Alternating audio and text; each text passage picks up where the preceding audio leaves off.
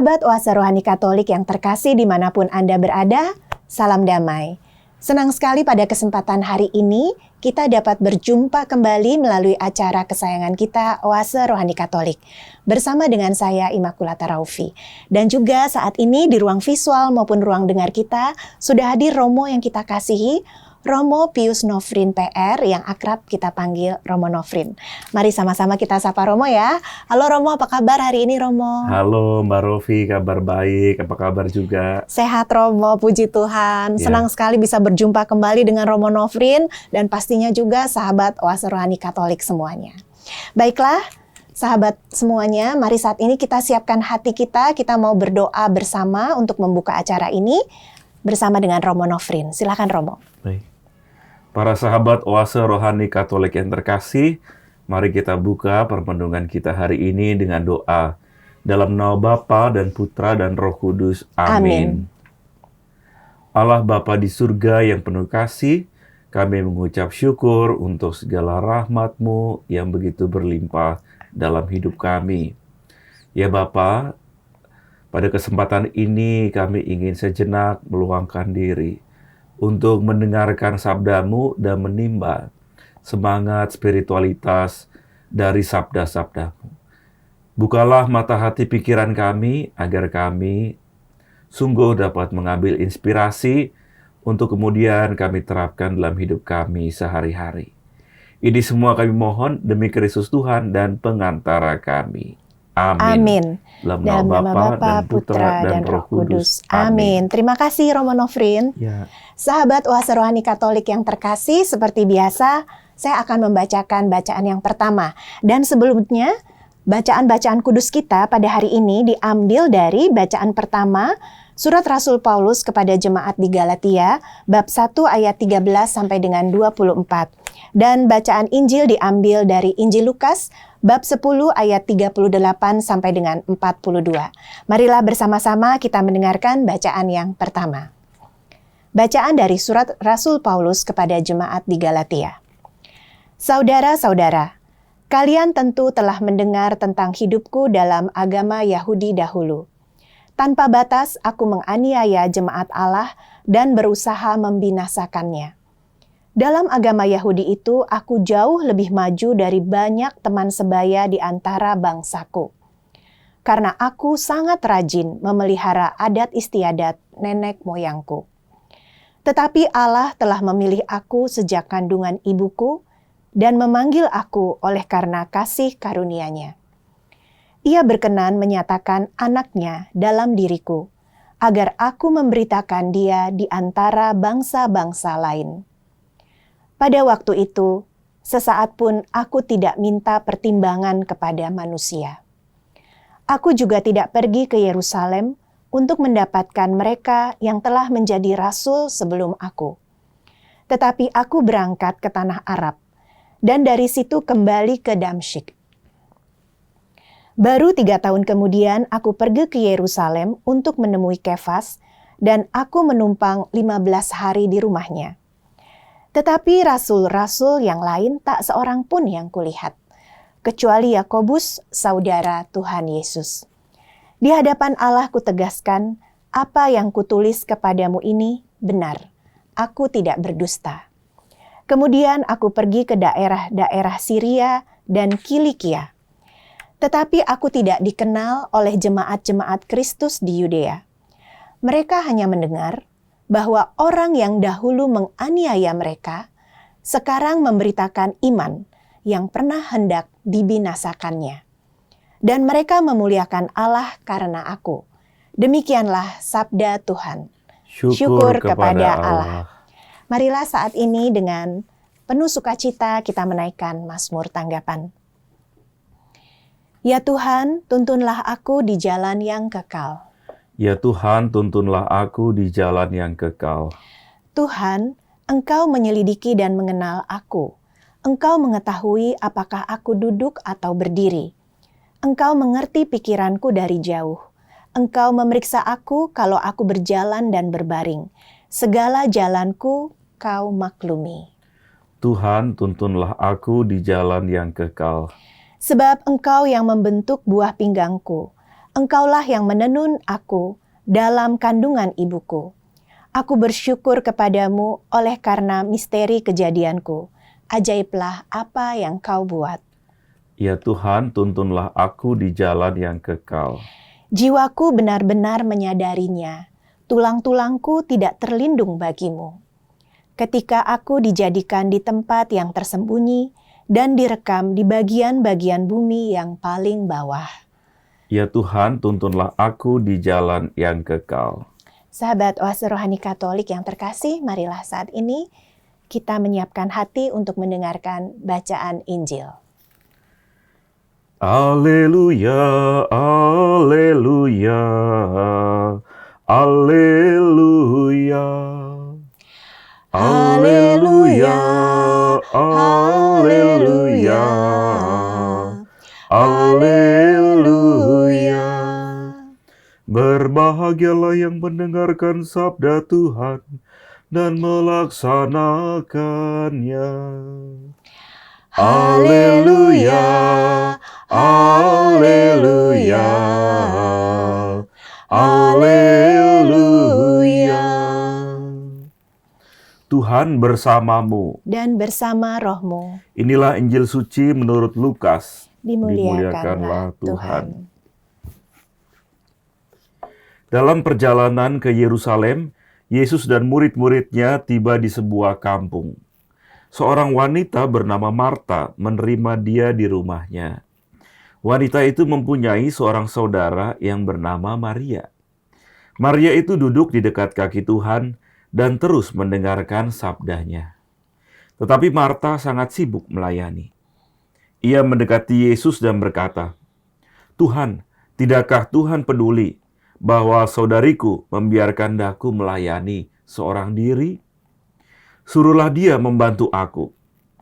Tetapi Yesus menjawabnya, "Marta, Marta, engkau khawatir dan menyusahkan diri dengan banyak perkara. Padahal hanya satu saja yang perlu. Maria telah memilih bagian yang terbaik yang tidak akan diambil daripadanya." Demikianlah Injil Tuhan. Terpujilah Kristus. Terima kasih Romo Nofrin untuk bacaan Injil yang baru kita dengarkan bersama.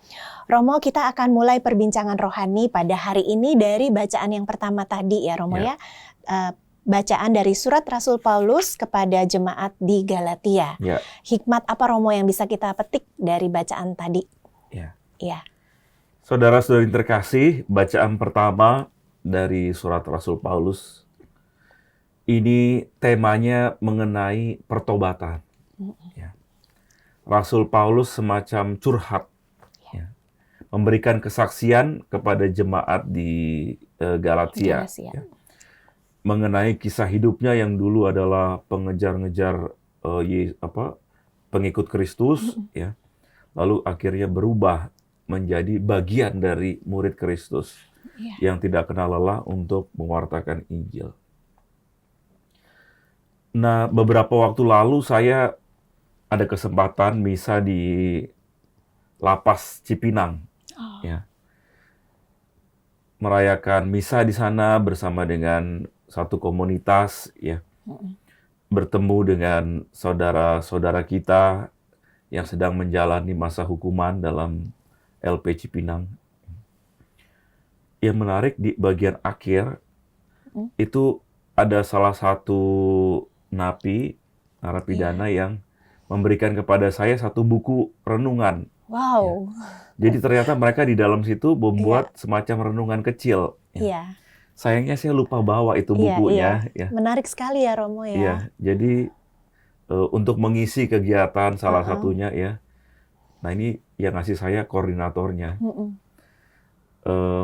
Jadi kumpulan kisah selama 1 bulan masing-masing dibagi 30 orang untuk nulis kurang lebih sabda Tuhan apa yang masuk ke dalam hati mereka. Dan saya baca ada satu yang membuat saya juga cukup terkesan. Sharing bagaimana kegelisahan dia di dalam memikirkan keluarga dia yang ada di luar. Seorang bapak yang menuliskan dalam buku harian itu, ya, hari ke-17 saya ingat, ya, bercerita bagaimana istri dan anak-anaknya harus berjuang di luar, ya, rumahnya disita oleh pemerintah, ya, lalu harus cari kontrakan lain, dan sementara dia hanya mendengar itu, ya, dikirimin surat atau ada kunjungan, dan dia merasa nggak bisa berbuat apa-apa. Itu yang membuat dia stres, membuat dia semacam ya mau marah tapi bingung juga. Ya. Dia pengen hadir bersama dengan istri dan anak-anaknya tapi nggak bisa. Ya. Jadi hanya mendengar kisah mereka. Ya. Mereka harus pindah sana, pindah sini, ya, cari kontrakan. Sementara dia ya harus dalam LP hanya bisa berdoa pada Tuhan. Ya. Dan pengalaman itu membuat dia ya merasa ya inilah titik terendah dia. Ya, dalam hidup, ya. Dan dia mengalami ya dalam titik terendah itu ada satu yang menguatkan, yakni kasih Tuhan. Kasih Tuhan yang tetap bekerja. Ya. Dia menyadari dirinya pendosa, ya, pernah jatuh dalam kesalahan, dan dia sedang menebus ya kesalahan itu. Tetapi dia bersyukur bahwa Tuhan tetap melindungi keluarganya. Ya. Amin. Ada saja yang membantu, ya, entah dari keluarga terdekat atau dari orang-orang yang tiba-tiba, ya, ada yang membantu mereka, tiba-tiba ada yang bayarin uang sekolah anaknya, ya. Jadi dia merasa, ya, walaupun dia ada di dalam, ya, tanda kutip hanya bisa berdoa, ya, tetapi ternyata dia mengalami Tuhan yang tetap mensupport. Keluarganya lewat orang-orang baik di sekitarnya. Dan itu yang meneguhkan dia, ya, yang membuat dia bersyukur. Ya, ya mungkin ada pengalaman pertobatan juga di situ. Ya. Dan sharing yang menurut saya luar biasa diceritakan dalam buku itu. Ya. Dan juga ada sejumlah kisah-kisah lain yang menarik juga untuk kita renungkan bersama.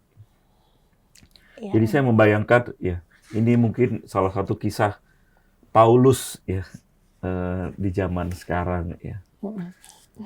Pertobatan bisa bentuknya macam-macam, ya. Tetapi satu hal yang patut kita garis bawahi adalah pertobatan itu membawa kita pada rasa syukur. Ya. Hidup yang dihidupi dengan penuh rasa syukur.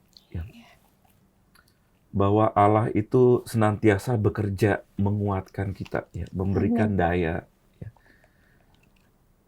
Tapi asalkan kita mau untuk berserah diri, ya, kita mau untuk menyerahkan diri ini kepada Tuhan. Ya. Tuhan akan bekerja dengan caranya Dia. Ya.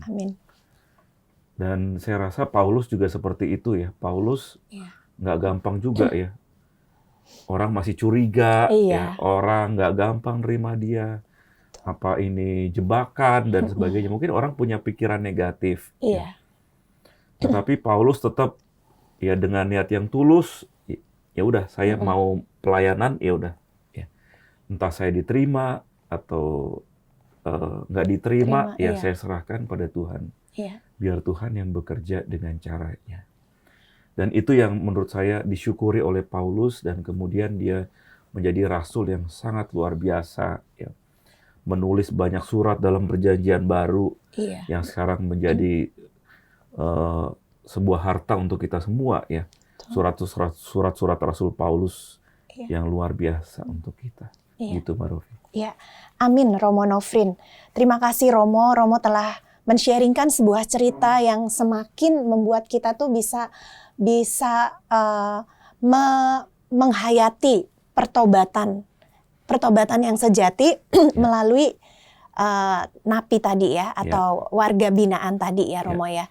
Dan Romo kaitkan juga dengan Rasul Paulus. Nah, Romo, dengan kita sendiri nih, Romo, mungkin kadang-kadang ada orang yang sulit untuk bertobat karena dia tidak merasa bahwa dia berdosa, Romo. Ini kayaknya parah juga ya, Romo, ya. Nggak bisa bertobat karena nggak ngerasa berdosa gitu, Romo. Ya. Mungkin hal ini memerlukan kita-kita yang di sekelilingnya yang sudah mengalami kasih Tuhan ya Romo. Bagaimana nih Romo cara kita menjadi terang buat orang lain bisa bertobat gitu Romo? Iya, betul sekali. Ya. Kembali kepada masing-masing pribadi ya, Iya, bahwa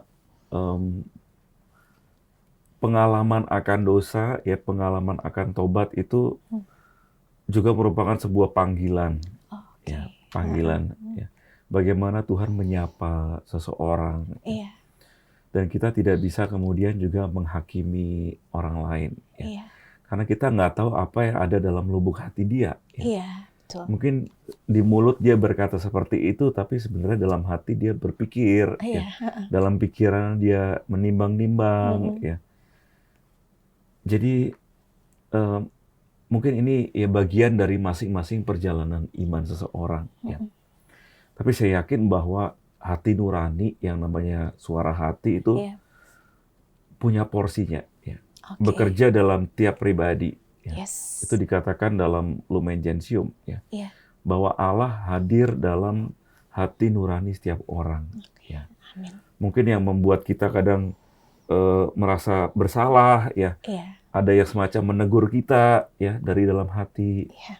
atau semacam ada pikiran, nih gue salah nggak ya sebenarnya ya dengan begini, aku ngecewain dia apa enggak ya? Mungkin ada pengalaman-pengalaman seperti itu. Iya, iya. Nah ini cara-cara yang mungkin Tuhan bekerja nih dalam diri kita, ya, lewat suara hati kita, hati nurani. Ya. Nah ini yang perlu kita usahakan terus ya. Belajar terbuka untuk mendengarkan Allah lewat suara hati kita. Ya. Membiasakan diri peka. Ya. Ketika kita berbuat salah, kemudian semacam ada yang ngingetin, kayaknya aku udah salah nih. Ya. Perlu berbalik. Ya. Nah ini perlu kita menjadi peka ya. Perlu latihan juga. Ini disebut dengan latihan rohani juga dalam. Ya. Dan mungkin kita pernah mengalami itu ya. Dan kemudian kita jatuh lagi dalam kesalahan yang sama, ya. Tapi ya itulah bagian dari perjalanan iman. Ya. Iya. Pengakuan dosa kan seringkali, wah kayaknya Romo saya ngaku dosanya itu lagi, ya. Tapi ya itulah bagian dari ya pengalaman iman, ya. Orang mungkin jatuh lagi dalam pengalaman itu, tapi membangun niat untuk bertobat, ya. Iya. Ya itu yang penting dalam penghayatan iman bagi saya adalah usaha kita untuk terus-menerus ya walaupun jatuh lagi kita mencoba untuk bangkit. Bangkit ya. Amin. Mencoba untuk memperbaiki diri. Itu pengharapan. Ya. Iya. Baik Gitu, Romo Mbak. Nofrin. Terima Ya. kasih Romo. Jadi kita yang berada di dekat atau menjadi orang terdekat dari orang lain yang kita harapkan bertobat, Ya. kita hanya bisa mendoakan kepada Tuhan, begitu ya Romo Ya ya? kita bawa dalam doa. Ya. Iya. Karena ya Tuhan pasti akan bekerja ya dengan caranya Dia. Ya. Iya. Kita hanya ya tugas kita ya mendoakan. Iya, Ya, tidak doa. boleh menghakimi tadi Romo Ya, itulah, bilang ya. jangan menghakimi karena Iya. kita sekali lagi kita nggak tahu ya Betul. apa yang ada dalam hati seseorang. Ya. Iya. Bisa jadi sebenarnya dia bergumul, Iya. tapi seolah-olah penampakannya kayak nggak bertobat Iya. istilahnya. Semacam Bikin kayaknya gemes orang cuek-cuek gitu ya. aja, Iya. ya. Tapi mungkin Dia ya, bergumul ya. ada caranya sendiri ya, Iya. masing-masing pribadi itu. Iya. Ya mungkin dengan doa kita bisa membantu mereka. Iya. Dan mungkin juga dengan sikap kita yang tetap terus mengasihi mereka ya Romo Ya, ya. betul. Ya. Iya, amin. Karena tadi saya tulis juga nih Romo bahwa pertobatan itu bisa terjadi karena dikuatkan oleh kasih Tuhan tadi. Iya, betul. Amin ya. Dikuatkan dengan kasih Tuhan. Iya, amin. Baik. Sahabat Oase Rohani Katolik yang terkasih, tanpa terasa perbincangan rohani di sesi pertama ini sudah selesai. Tapi jangan kemana-mana karena setelah yang satu ini kita akan lanjut di sesi yang kedua. Dan pastinya kita akan semakin mendalami firman Tuhan yang sangat berguna buat pertumbuhan iman kita.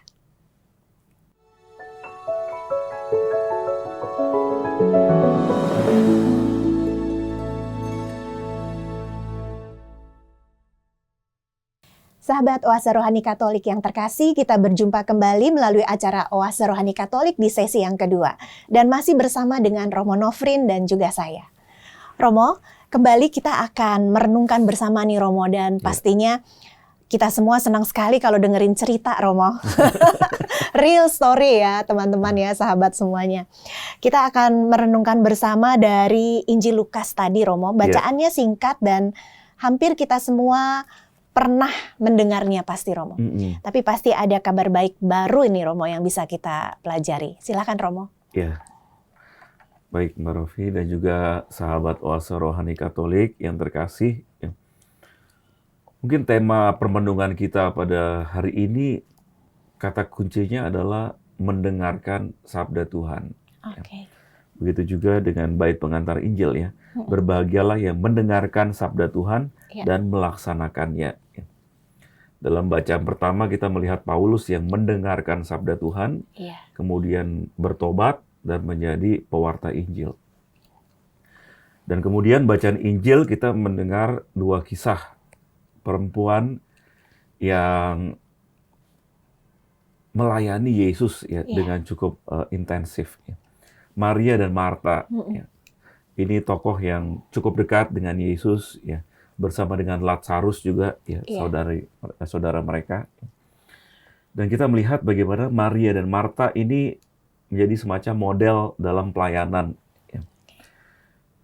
Kita mengenal ada yang pelayanan tuh aktif, ya. Pelayanan aktif di gereja itu ada orang yang emang aktif ya, sibuk, ya, membuat bakti sosial, ya, pelayanannya dalam liturgi, dalam kur, ya, menjadi wanita Katolik, ya, dengan berbagai macam kegiatannya aktif. Tapi dalam gereja juga ada pelayanan yang sifatnya kontemplatif. Ya. Di samping samadi itu ada suster-suster OCD. Oh ya. Suster-suster OCD itu rahib-rahib yang tanda kutip ya kerjaannya ya, atau seluruh hidupnya ya, itu didedikasikan untuk berdoa. Ya. Dan itu kehadiran mereka adalah undangan dari Bapak Uskup, Bapak Kardinal. Bapak Kardinal ingin ada satu komunitas rahib di KAJ, ya, supaya menjadi pendoa untuk seluruh kita ya, untuk karya-karya KAJ, ya, untuk para romo dan juga umat di sini. Ya. Jadi mereka mendapat undangan dari Bapak Uskup untuk hadir, dan yaitu hidup mereka sepenuhnya didedikasikan untuk doa secara kontemplatif. Ya. Seperti ini kan cabang dari suster-suster OCD yang di Lembang ya. Mungkin Bapak Ibu udah pernah ke sana ya, komunitas Lembang itu. Ya. Nah, memang mereka mendedikasikan untuk itu. Nah, ini menjadi semangat kita bersama ya, bahwa dalam gereja itu ada berbagai macam panggilan dan berbagai macam pelayanan. Ya. Mungkin ada yang pelayanannya memang secara aktif ya. Ada yang aktif di PSE, ya, ada yang aktif di komisi, ada yang aktif di seksi-seksi, ya. Tapi kita juga butuh yang namanya pendoa-pendoa, ya, yang mensupport kita, ya, secara rohani. Itu tidak boleh kita lupakan. Nah, ini yang menjadi pesan dari bacaan Injil. Ya. Maria dan Marta ini bukan dua tokoh yang mesti harus diperlawankan, ya, mana yang lebih dari yang lain. Ya. Karena masing-masing punya porsinya. Ya. Marta dengan kesibukan melayani ya, Yesus dan murid-muridnya. Tapi juga ada Maria ya, yang lebih kontemplatif. Maria yang lebih mendengarkan. Ya. Lebih hening dalam keheningan dia. Ya.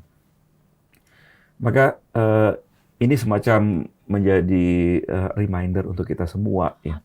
Terutama kita yang hidup di kota besar ya seperti Jakarta ya. Beberapa waktu lalu ya di tempat saya tuh ada tamu dari Romo dari Bandung. Cerita ya. Setelah tinggal di Jakarta kurang lebih selama 2 bulan gitu ya. Dia melihat Romo, ritme di Jakarta itu ini banget ya. Cepat banget ya. Cepat, lalu padat, macet, ya, penuh stres. Berbeda dengan situasi di Bandung katanya. Ya. Bandung itu lebih ritmenya nggak secepat Jakarta, ya lebih slow, lebih ya udaranya lebih segar, ya semacam nggak diburu-buru gitu. Ya. Ketika dia ngomong gitu, saya jadi berpikir juga ya, berefleksi. Oh ya benar juga ya. Iya. Ya. Jadi ada pandangan lain ya yang nggak pernah di Jakarta datang ke sini ya, mengingatkan kita ya. Benar juga, emang ritme Jakarta itu serba cepat ya, gerusak-gerusuk ya. Betul. Selip sana, selip sini ya, serobot sana, serobot sini ya. Itu menjadi dinamika kita ya. Iya. Dan kalau kita nggak hati-hati, kita bisa terbawa dalam ritme itu yang serba cepat, serba seruduk sana, seruduk sini ya. Dan kita kurang waktu ya untuk meluangkan diri kita pada yang namanya keheningan. Keheningan. Ya. Mungkin itu yang kurang ya, mungkin dalam hidup kita yang serba cepat itu ya. Termasuk dalam pelayanan ya. Menjadi imam di Jakarta juga tantangannya salah satunya itu ya. Dengan ritme yang begitu cepat ya. Iya. Perlu juga waktu ada meluangkan waktu untuk berdoa ya. Kalau enggak lama-lama kita bisa menjadi kering. Iya. Ya. Kalau kita seperti tanaman ya, kalau lupa disiram ya, itu lama-lama menjadi layu. Ya. Maka hidup kita yang dengan ritme cepat ini mungkin kita juga perlu ya waktu untuk disiram ya. Perlu waktu untuk hening seperti yang dilakukan Maria ya. Maka Yesus semacam memberi wejangan ya. Marta, yang kamu lakukan itu bagus, tetapi jangan lupa ya. Ada hal yang perlu kamu lakukan seperti Maria, yakni mendengarkan sabda Tuhan. Ya. Begitu, Maro. Amin. Terima kasih, Romo. Jadi pesan Tuhan pada kita ini, Tuhan Yesus seperti kasih reminder untuk mendengarkan Dia, betul. Ya, Romo ya. Jangan sibuk sendiri. Memang kalau di Jakarta tuh ada yang bilang 1 kali 24 jam kurang katanya, Romo. Nah, itulah. Padahal mungkin di lain tempat 1 kali 24 jam tuh kayak lama banget gitu ya, Romo ya. Iya. Iya. Baik, Romo. Nah, ini menarik sekali tentang keheningan tadi ya, Romo ya. Iya. Romo, dari aktivitas umum orang Jakarta nih, Romo, yang bekerja, habis bekerja itu mungkin kan masih ada hal-hal lain yang dilakukan. Mungkin ikut kursus, ikut ini itu, atau apalagi kalau yang sudah berkeluarga masih harus meluangkan waktu untuk pastinya mendengarkan anak-anak cerita, pasangan cerita. Sebetulnya waktu hening ini ada yang bilang enaknya malam, jam 12 malam gitu, Romo. Iya, Romo, malah ada yang cerita sambil lihat bintang. Saya suka denger gitu, Romo. Di atap, waduh, ya bisa. Kalau itu ntar dikirain apa lagi ya, Romo ya. Tapi mungkin emang cara orang beda-beda. Ada yang bilang pagi gitu, enaknya pagi. Nah, sebetulnya saran Romo itu waktu hening tuh baiknya gimana sih, Romo? Oh iya. Atau bisa disisip-sisipin nggak sih waktu hening itu? Iya. Waktu hening, nah ini lagi-lagi kembali kepada pribadi ya, masing-masing menemukan kira-kira golden time-nya di mana. Ya. Waktu heningnya ada yang pagi, ya, sebelum beraktivitas, ya, meluangkan waktu sebentar untuk berdoa, hening. Ya. Mungkin ada juga yang malam, ya. Dan sekarang juga mulai marak ya, ada meditasi ya, komunitas meditasi. Itu kan seperti semacam sinyal ya, ada kebutuhan kita nih, ada waktu untuk sejenak hening. Ya. Mungkin dalam mendengarkan oase rohani Katolik juga menjadi kesempatan juga nih. Mungkin berapa menit ya setelah acara ini, 1 menit, 2 menit ya, dalam doa, nggak perlu ngomong apa-apa, kita hening aja ya, buka dengan tanda salib, lalu hening, ya, 2 menit, 3 menit, lalu ucapan terima kasih pada Tuhan, lalu tutup tanda salib. Ya. Mungkin itu udah cukup ya untuk menyegarkan jiwa kita. Amin. Begitu, Maro. Amin, Romo. Terima kasih, Romo, untuk tipsnya Romo nih ya, dan kita akan jalankan. Amin. Jadi setelah mendengarkan oase rohani Katolik itu sangat baik untuk melakukan hening ternyata, sahabat-sahabat semuanya. Ya, Romo. Mungkin saya pernah dengar cerita ada seorang ibu yang dengerin oase rohani Katolik ini sambil masak katanya. Nah. Karena dia waktu itu dia dengernya dari radio ya. Nah, kalau yang sekarang ada yang dengerin sambil di jalan, ada yang dengerinnya di jalan naik motor sampai ditaruh di sini katanya, Romo. Oh gitu. Sama helm dijepit gitu, Romo ya, luar biasa ya. Nah, ini menarik sekali, mungkin setelah sampai di satu tempat bisa hening sejenak mendengarkan sabda Tuhan tadi ya, Romo ya. Ya. Tidak Tapi jangan lama-lama ya. pas lagi nyetir atau berkendara ya.